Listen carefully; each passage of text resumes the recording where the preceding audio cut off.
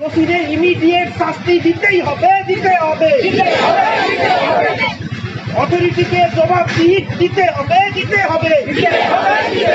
Principal Sandeep ঘোষকে resign করতে হবে। আজিকর হাসপাতালের ঘটনায় এবার পথে হাওড়া হাসপাতালের চিকিৎসক ও চিকিৎসা কর্মীরা। সকালেই ফেস্টুন ব্যানার নিয়ে হাসপাতালের চিকিৎসক ও চিকিৎসা কর্মীদের নিরাপত্তা এবং আজিকরের চিকিৎসকের খুনের ঘটনার দোষীদের শাস্তির দাবিতে বিক্ষোভ দেখালেন সাময়িক কর্মবিরতি চিকিৎসকদের। তবে রোগীদের যাতে কোনো সমস্যা না হয় সেটাও দেখা হচ্ছে চিকিৎসা পরিষেবা চালু রেখে।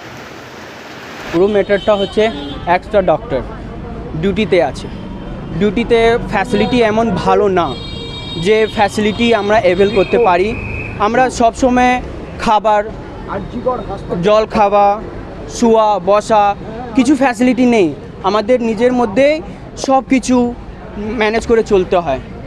একজন মহিলা ডিউটিতে ছিলেন, এবার ওনার সঙ্গে নরসংহার বলতে পারেন, মানে এমন একটা জিনিস হয়েছে, মানে we can't imagine it कि somebody is doing her job and ওর সাথে এরম করে আর তারপরে মেরে দেওয়া হয়েছে।